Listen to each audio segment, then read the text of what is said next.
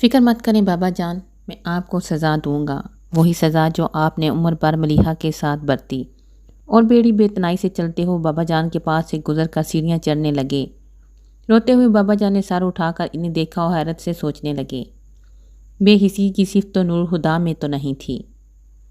کاش تم نے پہلے بتا دیا ہوتا آفاق، تو شاید یہ سب نہ ہوتا۔ تب بھی یہی ہوتا تھا یا ابو۔ آج پھپھا جان کی جو حالت ہے وہ صرف اس لیے کہ ملیحہ اب اس دنیا میں نہیں، لیکن اگر وہ زندہ ہوتی تو پھپھا جان کسی بھی قیمت پر وجدان کو قبول نہیں کرتے۔ ان کی سخت طبیعت کو آپ مجھ سے زیادہ بہتر جانتے ہیں، اور رہ گئی ملیحہ تو کون نہیں جانتا کہ اسے ہارنے کا شوق تھا۔ جب وہ ہی ہتھیار ڈال چکی تھی تو آپ کیا کر لیتے؟ افتخار حسن جانتے تھے وہ صحیح کہہ رہا ہے، اس لیے چپ سے ہو گئے۔ لیکن منیر حسن مطمئن نہ ہو سکے۔ پھر بھی آفاق تمہیں بتا دینا چاہیے تھا، شاید کوئی راستہ نکل پاتا۔ ملیحہ نے کون سا کسی گئے گزرے کو پسند کیا تھا؟ وہ ہر کس بیس پر وجدان کو ریجیکٹ کرتے؟ بس ایک ذرا سا ان کی انا ہی تو تھی، ٹوٹ جاتی۔ آفاق صحیح کہہ رہے ہیں چاچو، واقعی کوئی راستہ نہیں تھا۔ ملیحہ کا پھپھا جان کی مرضی کے بغیر وجدان سے شادی نہیں کرتی، اور پھپھا جان بھی اس کی اس کمزوری سے واقف تھے۔ پھر بھلا وہ رضامندی دیتے ہی کیوں؟ بلکہ سچ تو یہ ہے کہ ملیحہ کی اسی کمزوری نے ہی پھپھا جان کے انا کو آسمان پر چڑھا رکھا تھا۔ میں مانتی ہوں ان کا رویہ ملیحہ کے ساتھ ہمیشہ ہی ناروا رہا ہے، لیکن ملیحہ نے بھی کبھی پلٹ کر شکایت نہیں کی۔ پھر وہ کیوں احساس کرتے؟ اب ان باتوں کا کیا فائدہ؟ جتنا ذکر کرو گے اتنا ہی دل جلے گا۔ بس اب ختم کرو اس قصے کو۔ چھوٹی ممانی کے لیے سچ مچ یہ ٹاپک بہت تکلیف دہ تھا۔ وہ جھنجھلا کر بولی، آفاق مجھے وجدان کے پاس لے جاؤ، نہ جانے کس حال میں ہوگا۔ افتخار حسن فکر مند سے ہو گئے۔ آفاق ان کی طرف دیکھ کر رہ گیا۔ ایسے کیا دیکھ رہے ہو؟ آفاق نے نظر جھکا لی۔ یہی تو پتہ نہیں چل رہا وہ کس حال میں ہے۔ کیا مطلب؟ آمنہ حالہ ٹھٹک کر پوچھا، وجدان پرسوں رات سے لاپتہ ہے۔ کیا کہا؟ بڑی ممانی سہم کر بولی، میں ٹھیک کہہ رہا ہوں، وجدان گھر سے چلا گیا ہے۔ پرسوں جب میں اسے قبرستان سے لے کر آیا تو اس کی دماغی حالت نارمل نہیں تھی۔ پھر میں نے اسے گھر ہی ڈراپ کیا تھا، یہ سوچ کر کچھ دیر آرام کرنے سے اس کی حالت سنبھل جائے گی۔ مگر وہ گھر سے چلا گیا۔ اس کے نکلتے ہی انکل مزمل بھائی اس کی تلاش میں لگ گئے، مگر کوئی فائدہ نہیں ہوا۔ وہ ابھی تک لاپتہ ہے۔ سب دوستوں رشتہ داروں کے گھر چیک کر لیا، پورے شہر کے ہسپتال دیکھ لیے، لیکن وہ کہیں نہیں ملا۔ کل میں اور ساجد بھائی مزمل انکل کے ساتھ مل کر سارا دن اسے سڑکوں اور پارکوں میں تلاش کرتے رہے۔ شہر کا کوئی ایسا کونا نہیں چھوڑا جہاں ہم نے اسے نہ ڈھونڈا ہو۔ سمجھ میں نہیں آتا اسے زمین نگل گئی یا آسمان، کہیں سے کوئی خبر تک نہیں ملتی۔ اب تو پولیس میں بھی رپورٹ کرا دی ہے، اور صبح کی سب اخباروں میں اس کی گمشدگی کا اشتہار بھی چھپ گیا ہے۔ دعا کریں کہیں سے کوئی اطلاع مل جائے۔ اس نئی مصیبت پر ہر کوئی چپ سا ہو گیا۔ یا اللہ، یہ کیا ہو رہا ہے؟ ہر طرف سے بری خبریں مل رہی تھی۔ سکون تو جیسے اب ہمیشہ کے لیے رخصت ہو گیا ہے۔ افتخار حسن گھبرا کر بولے۔ منیر حسن نے ایک نظر اپنے بھائی کو دیکھا جو ٹوٹ سے گئے تھے، پھر آفاق سے تیز لہجے میں بولے، تم یہ سب آج بتا رہے ہو؟ اور کیا کرتا؟ جو سانحہ گزر چکا ہے وہ کیا کم ہے جو میں آپ سب کو اور پریشان کرتا؟ اچھا اب یہ باتیں چھوڑو، بڑی ممانی پریشانی سے بولیں۔ پھر اپنے شوہر سے کہا، افتخار ہمیں وجدان کے گھر چلنا چاہیے۔ تائی جان آپ وہاں نہ جائیں تو بہتر ہے۔ کیوں؟ وہ اسے دیکھ کر بولی، کیونکہ آپ بار بار ملیحہ کا نام لے کر رونے لگتی ہیں۔ میں وجدان کے گھر والوں سے ملیحہ اور اپنے رشتے کے بارے میں کچھ نہیں بتایا۔ شاید وجدان نے بھی ایسی کوئی بات نہیں کی، ورنہ وہ ضرور ذکر کرتے۔ پھر انہیں ملیحہ کے انتقال کے بارے میں کوئی اطلاع نہیں۔ لیکن تم نے یہ سب ان سے کیوں چھپایا جبکہ اس کی ضرورت نہیں؟ منیر حسن کی بات سن کر آفاق نے کہا، تو کیا بتاتا؟ ملیحہ کی موت کے صدمے نے وجدان کے دماغ پر اثر کیا ہے، اور اس نے ہوش مندی میں نہیں بلکہ پاگل پن کی کیفیت میں گھر چھوڑا ہے، تاکہ ان کے دلوں سے رہا سہا اطمینان بھی رخصت ہو جائے، جیسے میرے دل سے رخصت ہو گیا ہے۔ اور اب تک تو در در بھٹکتا وہ سچ مچ پاگل ہو گیا ہوگا۔ غلط لوگوں کو دل میں جگہ دی۔ ان دونوں نے اپنے دل کے آگے کسی اور کے دل کی پرواہ ہی نہیں کی۔ آفاق دل گرفتہ سا ہو گیا۔ وہ چشم تصور سے وجدان کو جگہ جگہ دیوانوں کی طرح بھٹکتے دیکھ رہا تھا۔ مغرب کی نماز کے بعد نمازی مسجد سے نکل رہے تھے جب وہ ہنستا حال شخص ایک دم سے کہیں آ دمکا تھا۔ اس کے سر کے بال بڑی ہوئی داڑھی میں گرد جمی تھی، کپڑوں کی حالت ابتر ہو رہی تھی، جیروں مٹی لیے زخمی پاؤں جوتے کی قید سے آزاد تھے۔ وہ یقیناً کوئی دیوانہ ہی تھا جو ایک ایک کو پکڑ کر پوچھ رہا تھا، تم نے انہیں دیکھا ہے؟ ابھی بھی؟ وہ ادھر تھیں۔ نہیں نہیں، ادھر ادھر۔ نہیں ادھر؟ ہاں ادھر ہی تھیں، پتہ نہیں کدھر گئیں۔ انہیں جاتے دیکھا ہے؟ اس نے پہلے مسجد کی سیڑھیوں کی طرف اشارہ کیا، پھر فوراً نہ منع کرتے ہوئے برآمدے کی طرف اشارہ کرنے لگا، مگر کسی نے اس پر دھیان نہیں دیا۔ ہر شخص اس سے بچ کر نکلنے کی کوشش میں تھا۔ وہ التجائیں کر رہا تھا، کوئی تو بتا دے وہ کہاں گئی ہیں، کب سے ڈھونڈ رہا ہوں میں تو۔ کوئی تو مجھے بیک میں ان کا دیدار کرا دے۔ اپنی فریاد کے رائیگاں جانے پر ایک دم سے سفید کاٹن کے کلف لگے شلوار قمیض میں ملبوس سیاہ رنگت کے موٹے سے دبوچ لیا۔ اس پر جنون سوار ہونے لگا تھا۔ موٹے کو جھنجھوڑتے وہ چیخنے لگا، تم بتا مجھے وہ کہاں ہے، بتا، میں جانتا ہوں تجھے پتا ہے، بول کدھر ہے وہ۔ پہلے تو وہ گھبرا گیا، پھر خود کو چھڑا کر حقارت سے زوردار تھپڑ اس کے گال پر جاڑ دیا۔ ہٹ پاگل کہیں کا، سارے کپڑوں کا ستیہ ناش کر دیا۔ وہ تھپڑ کھا کر گر پڑا۔ تب بھی اسے نمازیوں کی بھیڑ کے اندر کسی کی جھلک نظر آئی۔ وہ جھٹکے سے ان کے طرف بڑھا۔ موٹے شخص نے جو اس پاگل کو اٹھ کر اپنی طرف بڑھتے دیکھا تو حواس باختہ ہو کر اس نے فوراً جھک کر ایک پتھر اٹھایا اور تاک کر اس کی طرف پھینک دیا۔ اس کے سر سے خون کا فوارہ چھوٹ گیا۔ وہ بس ایک پل کو ماتھے پر ہاتھ رکھ کر دوہرا ہوتا گیا، پھر بہتے ہوئے خون کی پرواہ چھوڑ کر بے اختیار اس کی طرف بڑھا۔ موٹے شخص نے جو اسے اپنی جانب آتے دیکھا تو ایک اور پتھر اٹھا کر اسے دے مارا۔ پھر ایک ساتھ کئی پتھر اس نے ہاتھ میں اٹھا لیے اور ایک کے بعد اسے ایک مارنے لگا۔ باقی نمازیوں نے جو ایک پاگل کو اس موٹے آدمی سے بھڑتے دیکھا وہ بھی اس پر ٹوٹ پڑے۔ شرم نہیں آتی، نمازیوں کو پریشان کرتا ہے، ہٹا کٹا مستنڈا ہو کر آوارہ گردی کرتا ہے۔ مسجد جیسی متبرک جگہ پر تیری بدماشی کے لیے نہیں چلے گی۔ ہر طرف سے ایسے جملے پڑ رہے تھے، رفتار سے لاتے اور مکے بھی، مگر وہ خوشبوؤں میں ڈھلے اس پیکر پر نگاہ جمائے اپنا ایک ہاتھ اس کی طرف بڑھاتا بدن کی پوری طاقت لگا کر خود کو ان لوگوں کے چنگل سے چھڑانے کی کوشش کر رہا تھا، پر اس کی ایک نہ چلی۔ اسے اتنے سارے لوگوں کے بے رحم شکنجے میں دیکھ کر انجیل سی آنکھوں میں طغیانی آ گئی۔ پھر جیسے اس سے برداشت نہ ہو سکا، وہ اچانک ہی پلٹ کر بھاگنے لگی۔ رک جائیے، مت جائیے مجھے چھوڑ کر، وہ چلایا، پھر اپنے ارد گرد موجود لوگوں کو دھکیلنے لگا۔ جب تک چپ کر کے پٹتا رہا لوگ اسے پیٹتے رہے۔ اب جو اسے دھکے مار کر خود کو چھڑانے لگا تو سب اسے چھوڑ کر خوفزدہ سے پیچھے ہٹ گئے۔ وہ اس کے پیچھے بھاگا جو نظروں سے اوجھل ہوتی جا رہی تھی۔ پھر بھاگتے بھاگتے اسے پتھر سے ٹھوکر لگی، وہ منہ کے بل زمین پر جا گرا۔ اس کے دانتوں سے خون نکل آیا تھا۔ اس نے سر اٹھا کر آسمان کی طرف دیکھا اور فریاد کی صورت میں پکارا، یا اللہ۔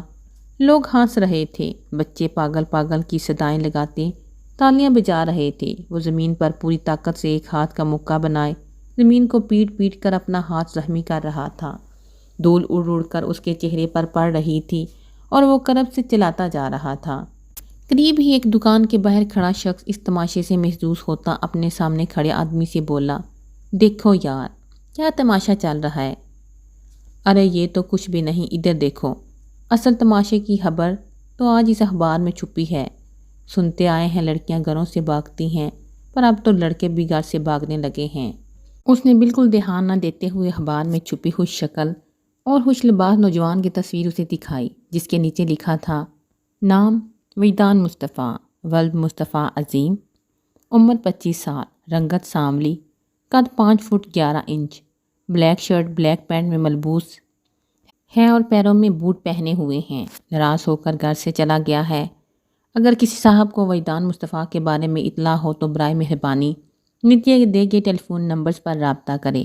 اطلاع دینے والے کو 1 لاکھ روپے نقد انعام دیا جائے گا۔ اس نے اپنے ساتھی سے اخبار لے کر بلند آواز میں خبر پڑھی اور دونوں ایک دوسرے کے ہاتھ پر ہاتھ مار کر ہنسنے لگے۔ بابا جان کی پہلے بھی کوئی خاص مصروفیت نہیں تھی، بس بوائی اور کٹائی کے سیزن میں نگرانی کے لیے زمینوں پر چلے جاتے، یا پھر اگر کوئی تنازع کھڑا ہو جاتا تو اس کے حل کے لیے انہیں جانا پڑتا۔ منافع اور اخراجات کا اندراج بھی ان کا سر درد تھا، مگر جب وہ کیسے فاروقی میں ہوتے تو واقعی ریٹائرڈ لائف گزارا کرتے۔ فراغت میں یا تو وہ ملک ناصر کے گھر پر ہوتے یا ملک ناصر کیسرے فاروقی میں ڈیرے ڈال کر بیٹھے رہتے۔ دونوں دوست جوانی کے قصوں اور آرمی لائف کی یادوں کو دہراتے، شطرنج کی بساط پر ایک دوسرے کو مات دیتے رہتے، مگر ملیحہ کے جانے کے بعد سب کچھ بدل گیا۔ زمینوں کے معاملات میں ان کی کوئی دلچسپی نہیں رہی۔ منشی جو چاہے فصل بوتا، جس دام پر چاہے فصل منڈی میں بیچ دیتا، کوئی بات پرس نہ کرتے۔ کتنی بار نور خدا سے بھی کہا کیا وہ زمینوں کے معاملات ہینڈل نہیں کر پاتے؟ اس لیے نور خدا ان کا انتظام اپنے ہاتھ میں لے لے۔ مگر نور خدا نے صاف جواب دے دیا، اگر آپ زمینوں کے معاملات نہیں سنبھال سکتے تو بیچ دیں، مجھے اپنے بزنس سے فرصت نہیں۔ اور زمینوں کو بیچنا بابا جان کو گوارا نہیں تھا۔ خیر کسی نہ کسی طرح معاملات چلتے ہی رہے۔ عموماً بابا جان نے ہاتھ اٹھا دیا تھا، بس اپنے کمرے تک محدود ہو گئے تھے۔ ملک ناصر کی طرف جانا بھی چھوڑ دیا تھا، لیکن وہ خود آ جاتے۔ مگر اب شطرنج کی بساط نہیں بچتی تھی، بس ملیحہ کا ذکر ہوتا رہتا، اور ملیحہ کے ذکر میں خوشی کہاں تھی۔ ملیحہ کی موت تو پوری زندگی بابا جان کا پچھتاوا بن گئی تھی، اور پچھتاوے کا احساس کسی پل ان کا پیچھا نہیں چھوڑتا تھا۔ ان کے پاس ملیحہ کو یاد کر کے آنسو بہانے کے سوا کوئی کام نہیں تھا۔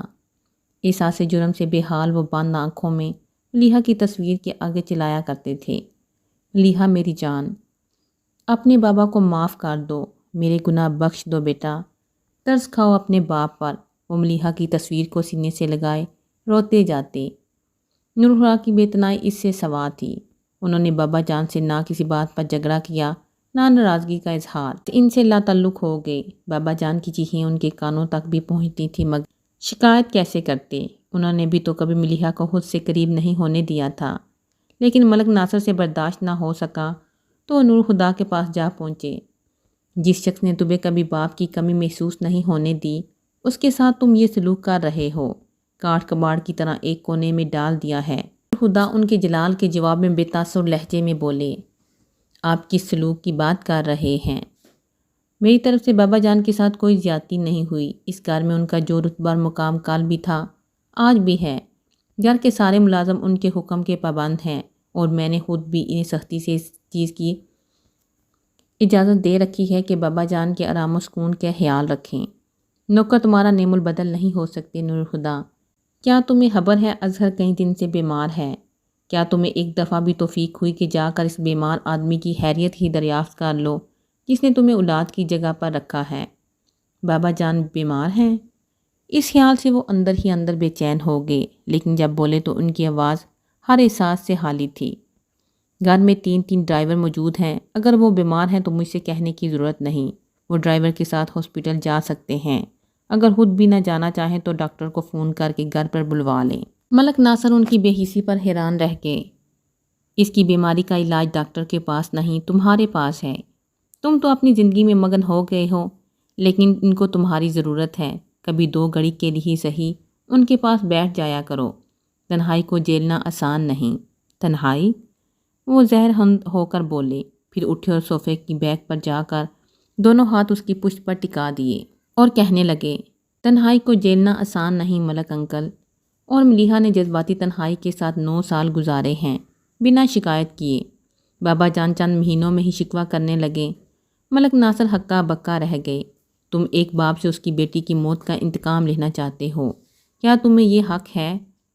مرنے والی اگر ملیحہ ہو، مارنے والے بابا جان، تو ہادی بھائی کو حق ہے کہ ملیحہ کی موت کا انتقام لے سکیں۔ ان کے لہجے میں کوئی گنجائش نہ پا کر ملک ناصر چپ رہ گئے۔ بعد میں بابا جان کو پتہ چلا تو کہا، نور خدا سے بدگمان نہ ہونا ملک، اس نے میرے ساتھ کوئی زیادتی نہیں کی، میں اسی سلوک کے لائق ہوں۔ اس نے تو بہت صاف صاف کہہ دیا تھا کہ اسے ملیحہ کے ساتھ کی ضرورت نہیں، وہ یوں بھی اس سے محبت کر لے گا، مگر میں نہیں زبردستی ملیحہ کو اس کے ساتھ شادی پر مجبور کرنا چاہا۔ وہ ملیحہ کی تکلیف برداشت نہیں کر سکتا تھا۔ ذرا سوچو تو ملک، میرے ہاتھوں اس کا کتنا بھاری نقصان ہوا، پھر وہ اتنا بڑا ظرف کہاں سے لائے کہ مجھے معاف کر سکے؟ پچھتانے سے کچھ حاصل نہیں ہوگا، لیکن پچھتاووں سے دامن چھڑانا بہت مشکل ہے۔ صوبہ پنجاب کے دور دراز علاقے میں سرحدی پٹی کے بالکل قریب واقع پسماندہ گاؤں کی آبادی محض چند نفوس پر مشتمل تھی۔ مولوی عبدالخالق کا شمار اس چھوٹی سی عبادت کے معززین میں ہوتا تھا۔ مولوی عبدالخالق گاؤں کے مؤذن تھے اور جماعت کی امامت بھی ان کے فرائض میں شامل تھی۔ ان سے پہلے جنہیں گاؤں والے عقیدت سے بڑے امام صاحب کہتے تھے، مولوی عبدالخالق سے پہلے وہی اذان اور نماز پڑھایا کرتے تھے۔ بڑے امام صاحب دیندار آدمی تھے، انہوں نے دنیا کا دامن بھی نہ چھوڑا تھا، اور بحسن خوبی دین اور دنیا میں توازن قائم رکھتے ہوئے انہوں نے اپنی پوری زندگی گزار دی۔ اپنے بیٹے کی تربیت بھی انہوں نے ان ہی خطوط پر کی تھی۔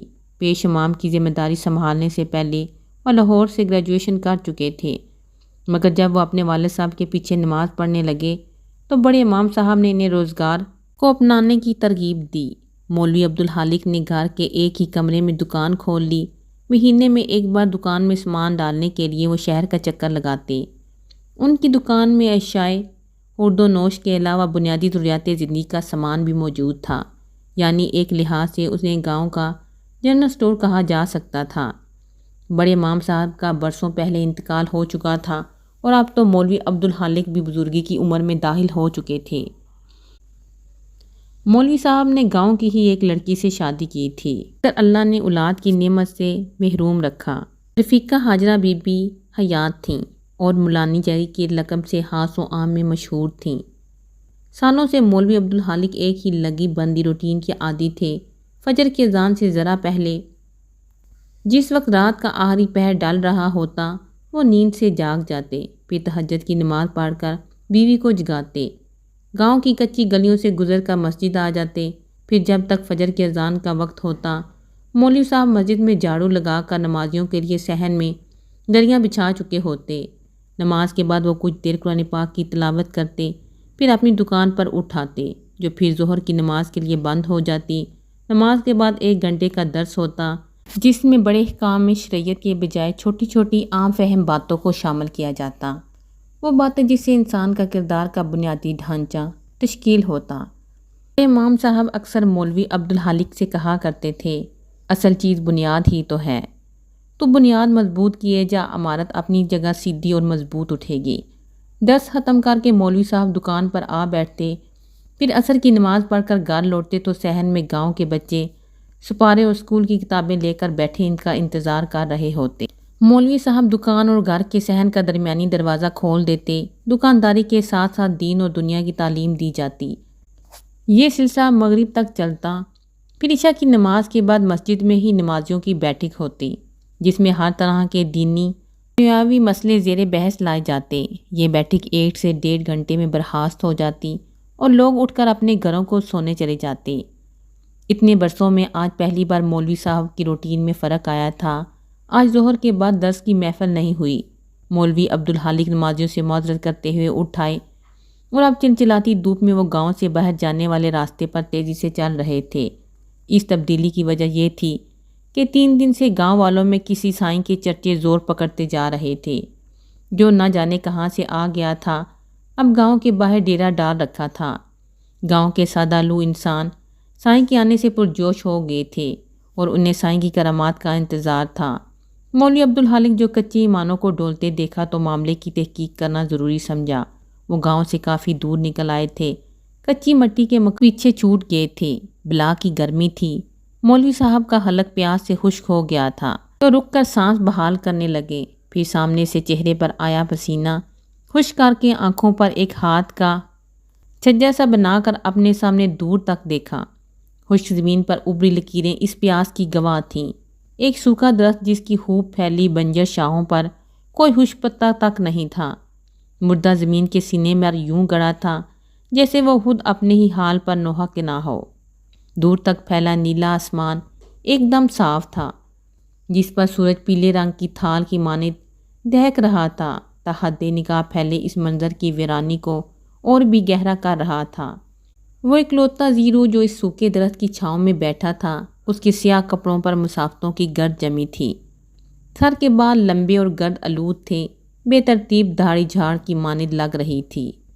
اس کا ایک ہاتھ زمین پر بچھی ٹانگ کی ران پر تھا جبکہ دوسرا موڑ کر کھڑی ہوئی ٹانگ کے گھٹنے پر، سر پیچھے تنے سے ٹیک لگا کر آنکھیں بند کیے وہ تپتی زمین پر اتنے سکون سے بیٹھا تھا جیسے صدیوں سے اسی حال میں ہو اور صدیاں اسی عالم میں گزار دے گا۔ اس کے چہرے کے مبہم نقوش سے کرب و اذیت کی عجیب سی کیفیت جھلک رہی تھی۔ مولوی عبدالخالق اس کی طرف چلنے لگے۔ درخت کے پاس پہنچ کر مولوی صاحب نے کچھ توقف کیا، پھر پکارا، بھائی۔ وہ اسے منتظر نگاہوں سے دیکھنے لگے کہ آنکھیں کھول کر اس کی طرف دیکھے گا، مگر اس کی پلکوں میں تو لرزش بھی نہیں ہوئی۔ مولوی صاحب نے اسے دوبارہ مخاطب کیا، کون ہو بھائی، کہاں سے آئے ہو؟ اس نے کوئی جواب نہیں دیا بلکہ ایسے بیٹھا رہا جیسے کوئی آواز ہی نہ سنی ہو۔ مولوی صاحب انتظار کر رہے۔ پھر کہا یہاں کے تو نہیں لگتے، پھر وہ کیا خواہش ہے جو تمہیں یہاں کھینچ لائی؟ وہ اس کے گندے لباس پر ایک نظر ڈال کر سمجھ گئے کہ وہ یہاں کا نہیں تو پوچھ لیا۔ وہ آنکھیں کھولے بغیر بولا بتا بھی دوں تو کیا کر لے گا؟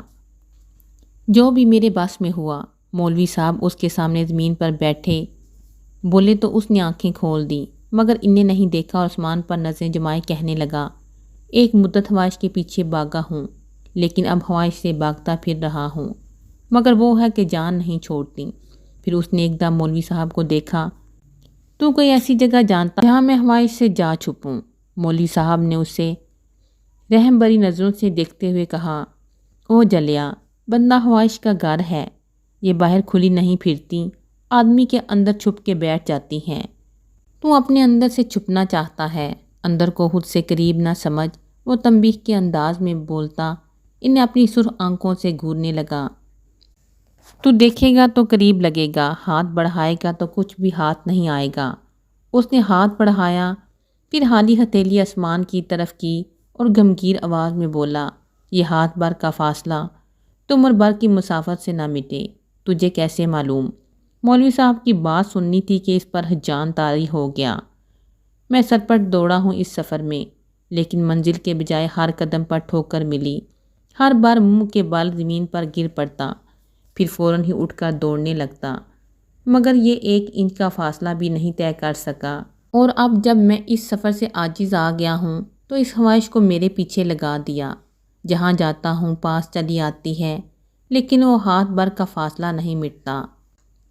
پھر وہ اچانک ہی آسمان کی طرف دیکھ کر چلانے لگا، مکر کرتا ہے میرے ساتھ، فریب دیتا ہے، کیسا خدا ہے تو، بندے کو دھوکہ دیتا ہے، ہنستا ہے مجھ پر، پاگل ہے پاگل۔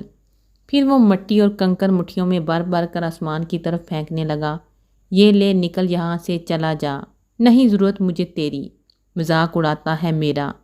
مولوی صاحب لب بینچے اسے دیکھ رہے تھے، انہوں نے اسے روکنے یا قابو کرنے کی کوشش نہیں کی۔ پھر وہ ایک دم ان کی طرف پلٹ کر بولا تو نے یہ آواز سنی؟ وہ آسمانوں پر بیٹھا مجھ پر ہنس رہا ہے، خوب اونچی اونچی آواز میں۔ پھر اس نے ایک پتھر ڈھونڈ کر اٹھایا اور آسمان کی طرف اچھال دیا۔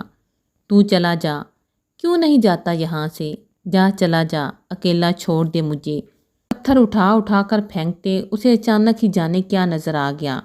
ایک جانب نظریں جمائے سہمے ہوئے انداز میں وہ پیچھے ہٹنے کو تھا، وہ ٹھوکر کھا کر گرا بھی، مگر رکا نہیں، اور زمین کو خود کو گھسیٹتا ہوا درخت کے تنے سے جا لگا۔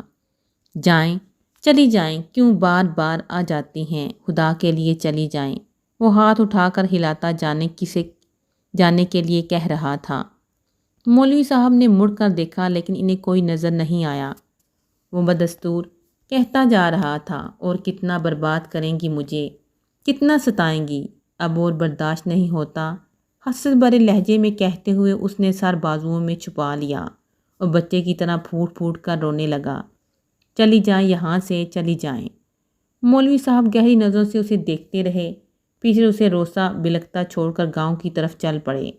اگلے دن درس کے بعد مولوی عبدالخالق گھر آئے تو مولانی جی سے کہہ کر کھانے کی ٹرے تیار کروائی، پھر اسے کپڑے سے ڈھک کر گاؤں سے باہر نکل گئے۔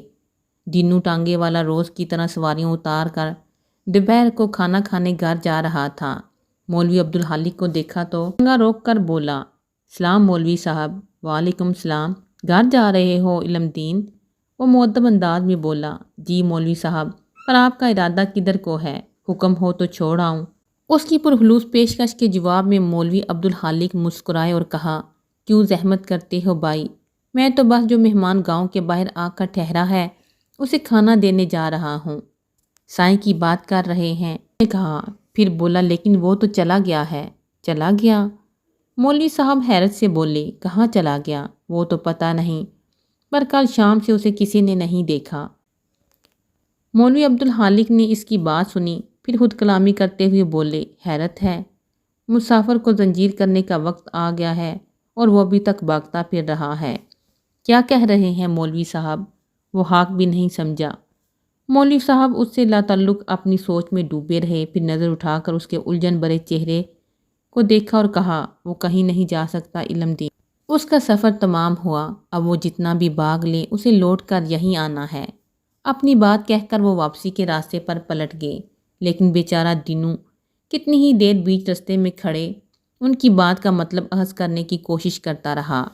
اگلے دن پھر مولوی صاحب درس کے بعد گھر آئے تو کھانے کی ٹرے بنوا کر ہاتھوں میں اٹھائے باہر آ گئے، مگر آج بھی انہیں ٹرے اسی طرح گھر واپس لے جانی پڑی۔ تیسرے دن بھی وہ ٹرے گاؤں سے باہر لے کر نکلے۔ وہ دور ہی سے دیکھ چکے تھے درخت کے پاس کوئی نہیں تھا، ان کے ماتھے پر شکنیں ابھر آئیں۔ آج واپسی کے لیے قدم موڑتے ہوئے ان کے چہرے پر تردد تھا۔ دینو اپنا تانگا لے کر باہر نکل رہا تھا۔ اس وقت سواریاں بھی اس کے ساتھ تھیں، پھر بھی مولوی عبدالخالق کو دیکھ کر اس نے روک لیا۔ اور کب تک اس کا انتظار کرتے رہیں گے مولوی صاحب، اس جیسے کہ پیروں کو واپسی کا راستہ نہیں آتا۔ وہ بید سے بولے، تجھے کیا لگتا ہے علم دین، وہ یہاں صرف صورت دکھانے آیا تھا؟ اس کا یہاں آنا طے ہے، اب چاہے اس کے پیروں کو واپسی کا راستہ نہ ملے، جس نے اس کی تقدیر لکھی ہے وہ خود اسے ہاتھ تھام کر یہاں لے آئے گا۔ وہ اپنی بات کہہ کر چلتے گئے۔ دینو ایک بار پھر شش و پنج میں مبتلا ہو گیا۔ کس سوچی پہ گیا دینو، چل پر شام و شام واپس بھی آنا ہے۔ پیچھے بیٹھے شخص نے اسے ٹوکا تو وہ چچ چچ کی آواز نکالتا تانگا بڑھا لے گیا۔ مغرب کی نماز کا وقت ہو چکا تو مولوی صاحب دکان بند کر کے بچوں کو پڑھتا چھوڑ کر مسجد آ گئے۔ وضو کے بعد اذان دی، پھر باجماعت نماز کی امامت کروائی، مانگ کر تسبیح کے دانے گراتے گھر کی طرف چل دیے۔ 14-15 سال کا لڑکا بھاگتا ہوا آیا، مولوی صاحب چلاتا ان کے پیچھے آ رہا تھا۔ مولوی صاحب نے سنا تو رک گئے اور پلٹ کر اسے دیکھنے لگے۔ وہ قریب آیا تو پوچھنے لگا، کیا بات ہے منور علی؟ وہ اتھل پتھل سانسوں کے ساتھ جلدی میں بولا، دینو تانگے والا آپ کے مہمان کے ساتھ حکیم صاحب کی دکان میں بیٹھا ہے، اس نے کہا تھا آپ کو خبر کر دوں۔ مولوی عبدالخالق حیران سے کہنے لگے، میرا مہمان کون ہو سکتا ہے اور علم دین کو کہاں مل گیا؟ وہ تو پتہ نہیں مولوی صاحب۔ اچھا ٹھیک ہے، میں جا کر دیکھتا ہوں، انہوں نے کہا اور حکیم صاحب کی طرف چل پڑے۔ پہلی نظر علم دین کے چہرے پر پڑی، دوسری لکڑی کے بینچ پر آنکھیں بند کیے لیٹے سائیں پر، جس کے چھالوں پر حکیم جی مرہم لگا رہے تھے۔ مولوی صاحب تیزی سے آگے آئے، یہ تمہیں کہاں مل گیا علم دین؟ لاری اڈے پر سواریوں کا انتظار کر رہا تھا، یہ مجھے ٹکٹ گھر کی دیوار کے ساتھ پڑا ہوا نظر آیا، پاس جا کر دیکھا تو بے ہوش تھا، بدن ایسے تپ رہا تھا کہ ہاتھ نہ لگایا جائے۔ بس مولوی صاحب، پھر میں نے اسے جیسے تیسے کر کے تانگے میں ڈالا اور گاؤں پہنچتے ہی سیدھا حکیم جی کے پاس لے آیا۔ یہ تم نے بہت اچھا کیا، اس کے چہرے کو دیکھتے ہوئے علم دین سے بولے، جو اس سادہ سے جملے پر پھول ہو گیا تھا۔ پھر اس کے بہت کہنے کے باوجود بھی مولوی عبدالخالق نے اسے حکیم جی کی فیس ادا نہ کرنے دی اور خود اپنی جیب سے پیسے نکال کر گلک پہ بیٹھے شخص کو تھما دیے۔ یہ دعا 3 ٹائم اسے کھلا دینا۔ چلتے ہوئے حکیم صاحب نے پڑیوں میں بند صفوف انہیں دے کر کہا۔ مولوی صاحب نے پڑیاں لے کر انہیں سلام کیا، پھر سائیں کو بے ہوشی کی حالت میں اٹھا کر دینوں کے ٹانگے میں ڈالے اپنے گھر لے آئے۔ شام کے سائے گہرے ہونے لگے اور اندھیرا پھیلنے لگا۔ مولوی عبدالخالق اندر سے چھوٹا سا ٹیبل لے کر آئے اور اس کے سرہانے رکھ کر مٹی کے تیل سے جلنے والا لیمپ روشن کر کے ٹیبل پر رکھ دیا۔ ملانی جی بھی صورتحال کا جائزہ لینے کے لیے باہر آ گئیں۔ یہ کسے اٹھا لائے ہو مولوی صاحب؟ انہوں نے اس مفلوک حال شخص کو دیکھ کر سوال کیا۔ یہ ہمارا مہمان ہے، حلیے سے تو پاگل لگتا ہے، وہ فوراً بولی، پر باتوں میں سیانہ ہے، ہوش میں آئے گا تو خود دیکھ لینا۔ پر یہ ہے کون؟ وہ الجھ کر بولی تو مولوی صاحب جھنجھلاہٹ کے باوجود تحمل سے بولے، وہ کرموں والی، کہاں نہ مہمان ہے۔ اب زیادہ سوال مت کر اور جا کر ٹھنڈے پانی کی پٹیاں کا انتظام کر، بیچارے کا جسم جہنم بنا ہوا ہے۔ اس کے ماتھے پر ہاتھ رکھ کر ٹمپریچر چیک کرتے ہوئے فکر مندی سے بولی۔ ملانی جی نے پھر کوئی سوال نہیں کیا اور ایک کٹورے میں پانی لے کر کسی پرانے کپڑے کو کاٹ کر اس کی پٹیاں بناتی مولوی صاحب کے پاس لے آئیں۔ مولوی صاحب نے کٹورا ان کے ہاتھ سے لے کر ٹیبل پر رکھا، پھر بڑی محبت سے اس کے ماتھے پر پٹیاں رکھنے لگے۔ پوری رات مستقل مزاجی سے سائیں کے ماتھے پر پٹیاں رکھتے رہے۔ کچھ دیر کا بریک آیا بھی تو عشاء کی نماز کے لیے، مگر آج انہوں نے بیٹھک برخاست کر دی۔ وہ کبھی اس کے ماتھے پر گیلی پٹیاں رکھتے، کبھی تولیہ بھگو کر اس کے پیروں کے نیچے آ بیٹھتے۔ پاؤں کے چھالے پیر مسلنے کی اجازت نہیں دیتے تھے۔ وہ گیلا تولیہ اس کے پیروں کے گرد نرمی سے لپیٹ کر ہلکے ہاتھ سے دھیرے دھیرے دباتے جاتے کہ شاید اس طرح اس کے تندور کی طرح جلتے پاؤں راحت مل جائے۔